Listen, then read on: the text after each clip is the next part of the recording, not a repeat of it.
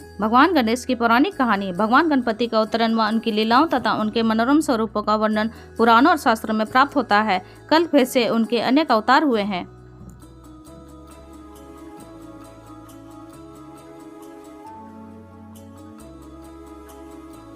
पद्म पुराण के अनुसार एक बार श्री पार्वती जी ने अपने शरीर के उपटन से एक आकर्षक कृति बनाई जिसका मुख हाथी के समान था।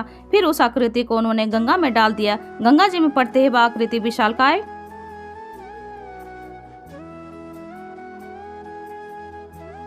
हो गई। पार्वती जी ने उसे पुत्र कहकर पुकारा। देव समुदाय ने उन्हें गांगेय कहकर सम्मान दिया। अब ब्रह्मा जी ने उन्हें गणों का आधिपत्य प्रदान करके गणेश नाम दिया।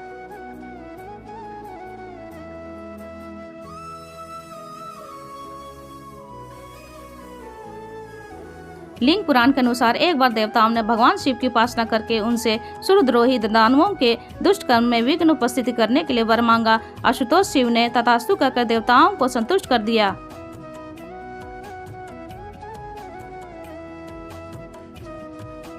समय आने पर गणेश जी का प्राकट्य हुआ। उनका मुख हाथी के समान था और उनके एक हाथ में त्रिशूल दूसरे हाथ में पाश था। देवताओं ने पुष्पवृष्टि करते हुए गजानन के चरणों में बार बार प्रणाम किया।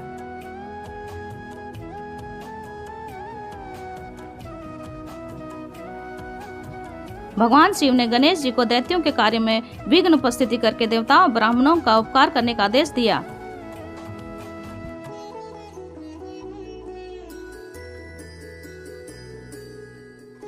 इसी तरह से ब्रह्म वैवर्त पुराण, स्कंद पुराण तथा विष्णु पुराण में भगवान गणेश जी के अवतार की भिन्न भिन्न कथाएं मिलती है। प्रजापति विश्वकर्मा की रिद्धि सिद्धि नाम की 2 कन्याएं गणेश जी की पत्नियां हैं। सिद्धि से शुभ और रिद्धि से लाभ नाम के 2 कल्याणकारी पुत्र हुए।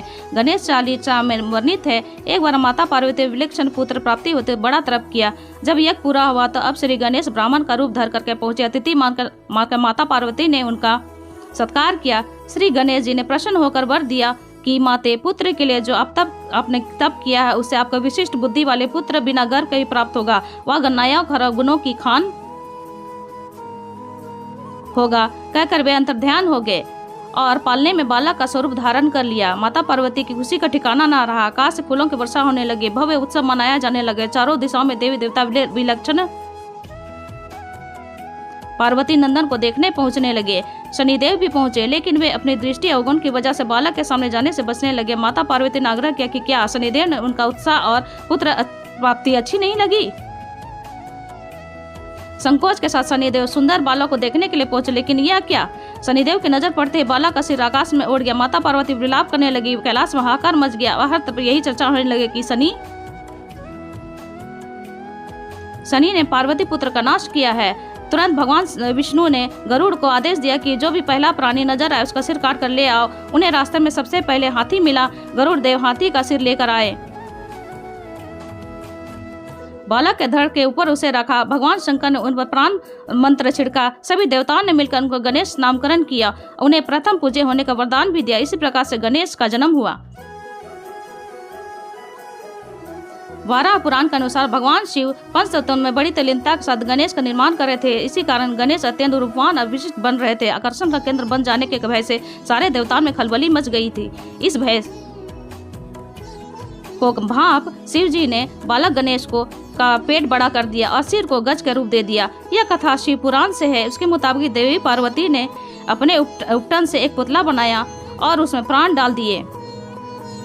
उन्होंने उस प्राणी को द्वार पर बैठा कर किसी को भी अंदर न आने का आदेश देते हुए स्नान करने चली गई। स्वयं से उसी दौरान भगवान शिव वहां आए। उन्होंने अंदर जाने के लिए चाहा, लेकिन बालक गणेश ने उसे रोक दिया। नाराज शिव जी ने बालक गणेश को समझाया, लेकिन उन्होंने एक ना सुनी। क्रोधित शिव जी ने त्रिशूल से गणेश का सिर काट दिया। पार्वती को जब पता चला कि शिव ने गणेश का सिर काट दिया है तो